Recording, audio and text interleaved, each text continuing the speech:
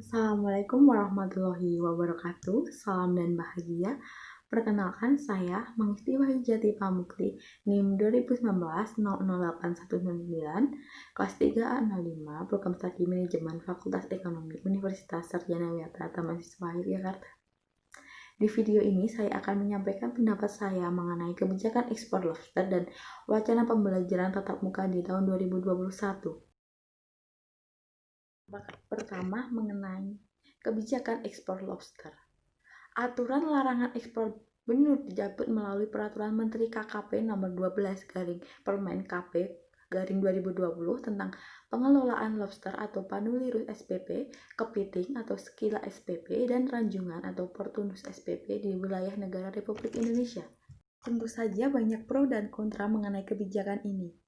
Kemudian, menurut saya pribadi, saya kurang setuju atau kontra terhadap kebijakan ekspor benih lobster ini dikarenakan ada kejanggalan dalam kebijakan ini, yaitu antara lain, yang pertama, tidak ada kajian ilmiah yang melibatkan Komisi Pengkajian Sumber Daya Ikan atau Komnas Kajiskan dalam penerbitan peraturan. Kedua, penetapan ekspor benih-benih lobster sebagaimana tertuang dalam Peraturan Menteri KP Nomor 12 Tahun 2020 yang diikuti dengan penetapan puluhan perusahaan ekspor benih lobster yang terverifikasi kepada sejumlah partai politik. Ketiga, Pengawas Persaingan Usaha atau KPPU telah menemukan praktik persaingan usaha yang tidak sehat dalam bisnis ekspor benih lobster di Indonesia. Dan yang keempat, KKP tidak memiliki peta jalan yang menyeluruh dalam komprehensif dalam membangun kekuatan ekonomi perikanan lobster berbasis nelayan di Indonesia dalam jangka panjang.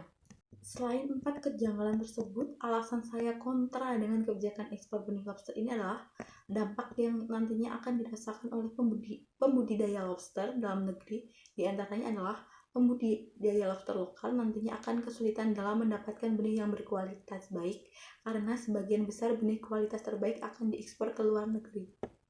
Kemudian, harga benih lobster yang ada di pasar dalam negeri akan melambung tinggi karena jumlahnya sedikit.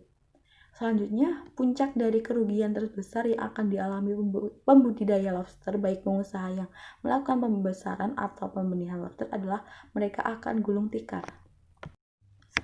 Pada 2016 lalu, Kementerian KKP telah menerbitkan hasil kajian mengenai stok sumber daya ikan yang dikeluarkan oleh Komisi Nasional Pengkajian Sumber Daya Ikan.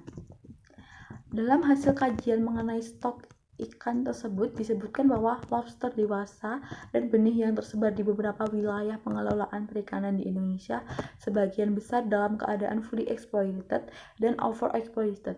Artinya, yang perlu dilakukan adalah memperketat pengawasan terhadap pemanfaatan lobster. Inilah pendapat saya mengenai ekspor lobster. Selanjutnya saya akan menyampaikan pendapat saya mengenai wacana pembelajaran online di tahun 2021. Pendapat saya tentang wacana pembelajaran tatap muka di tahun 2021 adalah setuju atau pro, dikarenakan di dalam pembelajaran jarak jauh atau daring banyak terjadi kendala antara lain. Pertama, koneksi internet di beberapa wilayah yang kurang memadai, sehingga pembelajaran menjadi kurang optimal. Yang kedua, banyak pelajar yang justru malah harus bekerja karena pembelajaran jarak jauh dianggap sebagai nggak sekolah.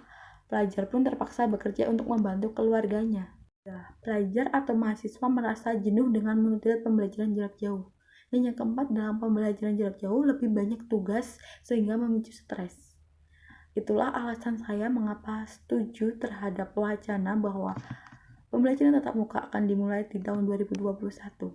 Tetapi di saat dilakukannya pembelajaran tatap muka atau offline harus selalu menerapkan protokol kesehatan.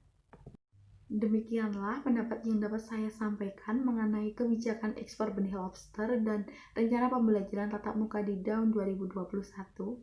Setiap orang memiliki pendapat yang berbeda-beda dan setiap orang memiliki hak untuk berpendapat. Terima kasih atas perhatiannya. Sekian. Wassalamualaikum warahmatullahi wabarakatuh. Salam.